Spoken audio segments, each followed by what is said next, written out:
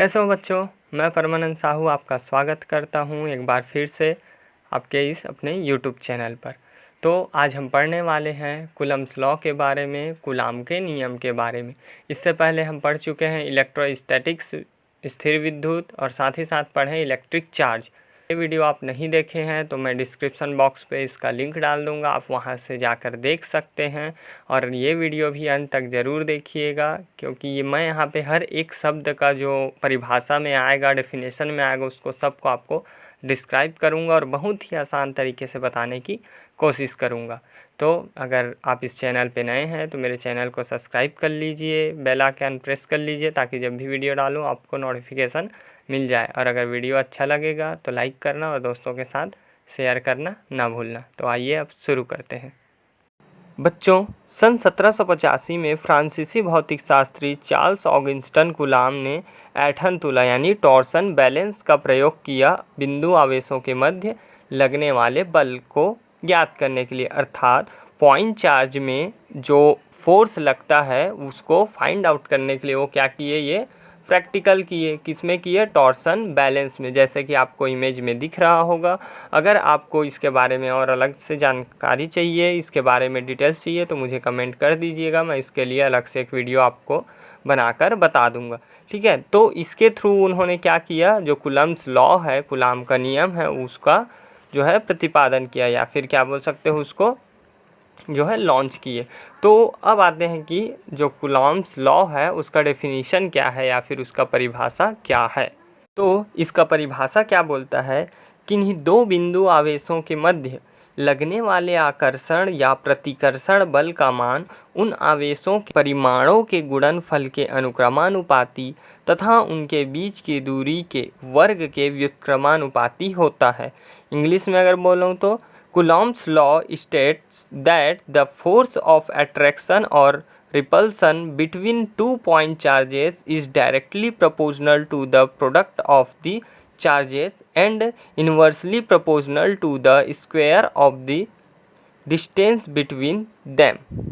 अब इस डेफिनेशन में या फिर परिभाषा में जो पहला शब्द आया वो क्या है? दो बिंदु आवेश या पॉइंट चार्जेस। तो ये बिंदु आवेश क्या होता है ये भी समझ लो कि जब दो आवेशित कोई हमारे पास पिंड है, ठीक है, यानी कि कोई अगर हमारे पास स्फीयर है छोटा सा, उन दोनों को एक दूसरे से इतना दूर रखते हैं कि उसके साइज के अकॉर्डिंग उसका डिस्टेंस लगता है बहुत ज़्यादा, तब फिर उस टाइम उस दोनों आवेश को बिंदु आवेश कहते हैं। इसके बाद फिर है आकर्षण या प्रतिकर्षण बल, अट्रैक्शन और रिपल्सन फोर्स। तो ये तो जानते ही हो। क्या बोला है? डायरेक्टली प्रोपोर्शनल टू, यानी कि उनके बीच का अट्रैक्शन फोर्स या फिर रिपल्सन फोर्स, आकर्षण या प्रतिकर्षण बल क्या है, उनके जो परिमाण है। देखो, अब परिमाण का मतलब क्या होता है कि ऐसा कोई भी चीज़ है जिसमें हम क्या निकालें, लंबाई, चौड़ाई, ऊंचाई, द्रव्यमान या फिर उनका आयतन। Okay, means length, height, weight, mass और वॉल्यूम। अगर ये सब हम किसी चीज़ में निकाल सकते हैं, लेकिन अभी निकाले नहीं है क्योंकि उसका ज़रूरत नहीं है, तो जैसे ज़रूरत के अकॉर्डिंग हम उसको अगर यूज़ कर सकते हैं, तब फिर उस टाइम में क्या यूज़ करते हैं? परिमाण, या उनके परिमाणों के गुणनफल के अनुक्रमानुपाती, यानी कि डायरेक्टली प्रोपोर्शनल होता है।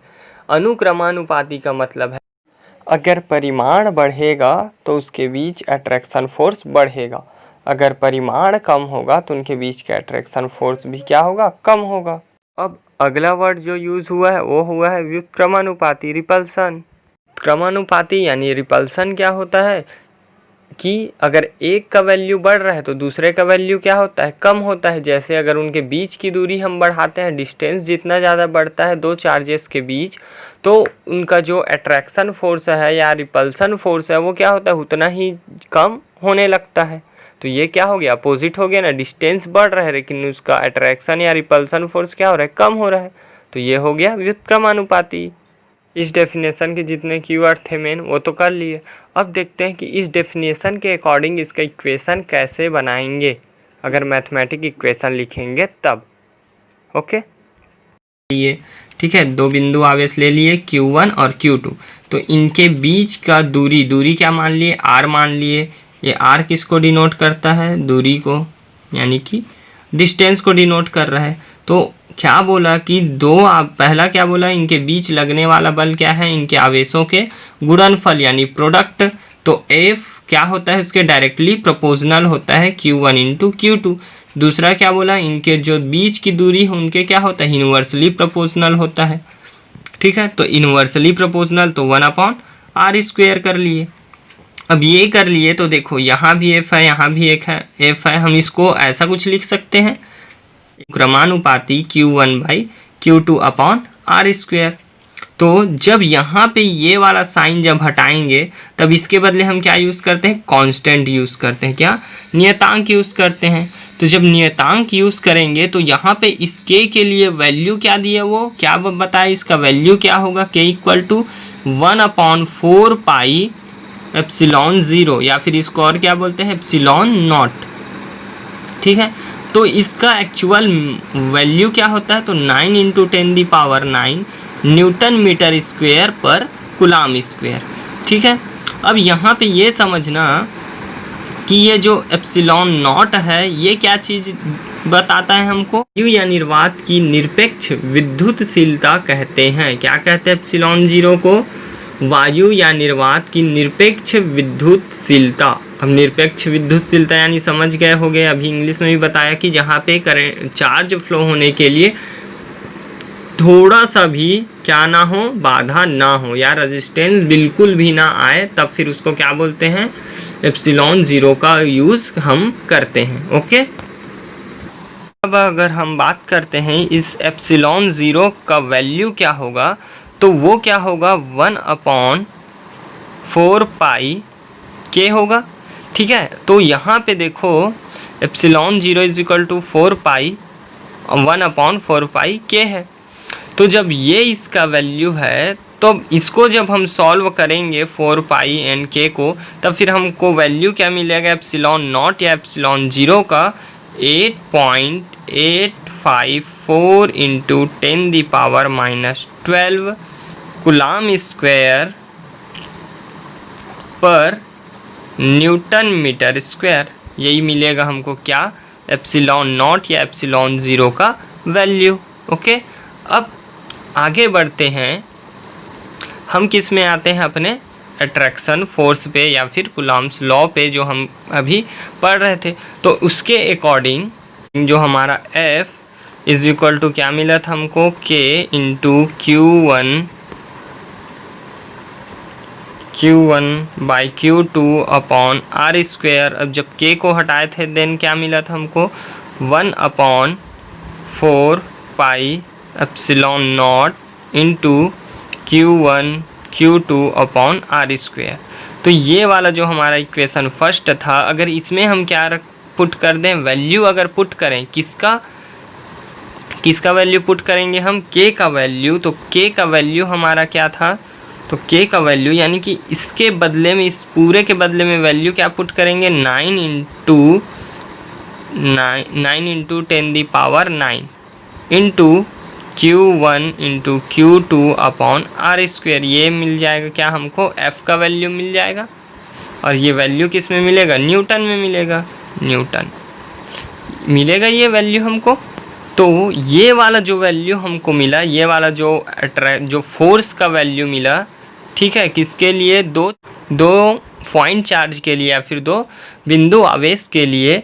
तो अगर हम बात करें बिंदु आवेश की, तो ये जो हम वैल्यू निकाले किस में निकाले हैं, एप्सिलॉन नॉट पे निकाले हैं, यानी कि जो है निरपेक्ष विद्युतशीलता में निकाले हैं, जहाँ पे क्या होता है कि चार्जेस को अवरुद्ध करने वाला कोई भी ऐसा जो है थिंग वहाँ पे नहीं होता।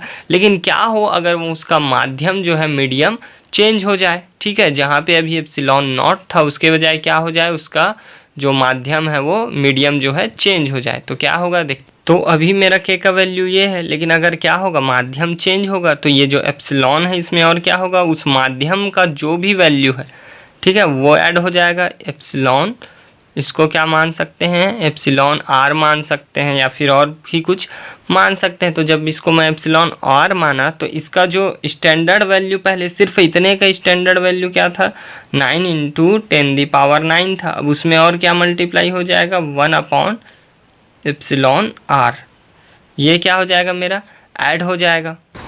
अब ये जो बात आई ई आर, ठीक है, ई आर में मैं क्या बोला, माध्यम तो बोल दिया कि अगर माध्यम चेंज हो तब फिर क्या हो जाएगा, 1 अपॉन ई आर का मल्टीप्लाई हो जाएगा, किसमें, के वैल्यू में, यानी जो हमारा कांस्टेंट है नियतांक लिए हैं उसमें क्या हो जाएगा, ई आर का मल्टीप्लाई हो जाएगा। लेकिन साथ ही साथ अब ये समझना है कि ये ई आर एक्चुअल में डिनोट किसको करता है। तो एक्चुअल में ई आर किसको डिनोट करता है, डाई इलेक्ट्रिक कांस्टेंट को, अर्थात परावैद्युतांक को। तो अब बात आती कि ये परावैद्युतांक क्या होता है। तो ई आर में परावैद्युतांक का मतलब सिंपल से समझना कि अभी हम क्या मान रहे थे कि जो दो बिंदु आवेश हैं वो किस में, हमारे निर्वात में हैं, ठीक है, इसलिए क्या ले रहे थे, एप्सिलॉन 0 ले रहे थे।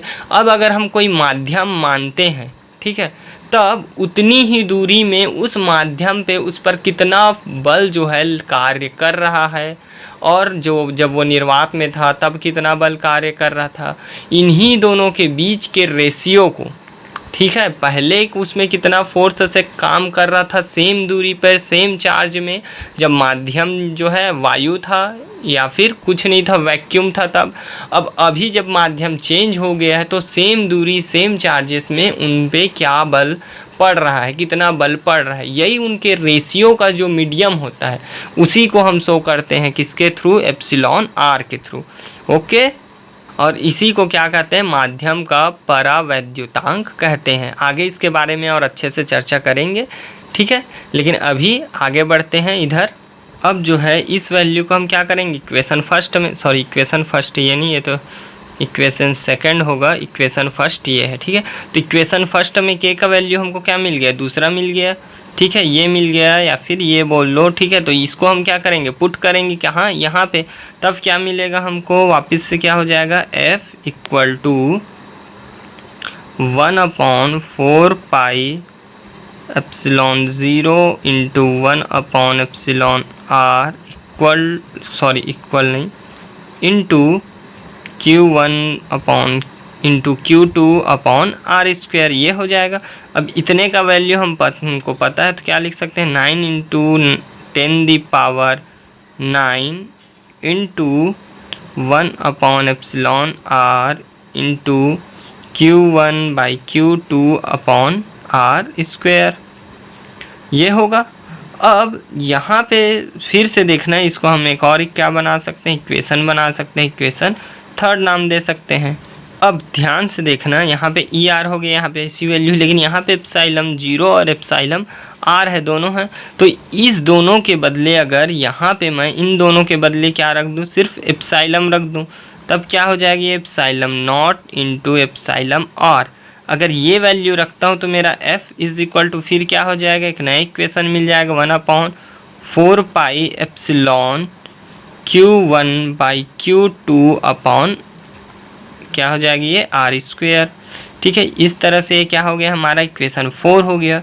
अब यहाँ से ये आगे सॉल्व होगा क्या, नहीं होगा, और यहीं पे ये हमारा जो एप्सिलॉन है, ठीक है, एप्सिलॉन है, ये क्या शो कर रहा है, सेम चीज़ जो हम लोग बोल रहे थे, क्या ना, माध्यम की निरपेक्ष विद्युतशीलता, या फिर इसको और क्या बोल सकते हैं हम लोग, एब्सोल्यूट परमिटिविटी, ठीक है, एब्सोल्यूट परमिटिविटी बोल सकते हैं, ठीक है। तो वो शो कर रहा है, तो ये हमारा क्या हो गया, F is equal to 1/4 pi epsilon into Q1 into Q2/r²।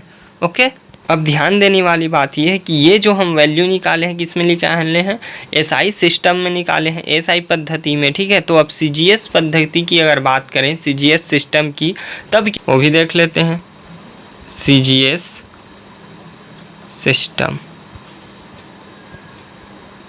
अब इसमें क्या होता है, ये जो हमारा k का वैल्यू है हम इसको क्या मानते हैं, 1 मानते हैं। तो जब k का वैल्यू 1 होता है देन फिर हमारा F क्या हो जाएगा, k इंटू Q1/Q2/r²। तो k इज इक्वल टू 1 है तो क्या मिलेगा, Q1 इंटू Q2/r²। ये किस में मिलेगा, डाइन में मिलेगा, किस में मिलेगा, ये डाइन में, ठीक, बस ये है, ये किस में है हमारा CGS सिस्टम या CGS पद्धति में।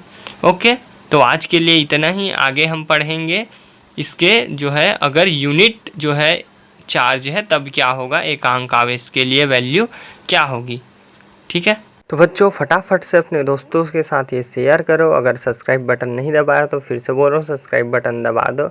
और वीडियो तो बेशक पसंद आया होगा तो लाइक भी कर दो। और तब तक के लिए पढ़ते रहो, सीखते रहो। याद रखना, स्कूल बंद है लेकिन पढ़ाई नहीं। मेरे साथ पढ़ते रहो।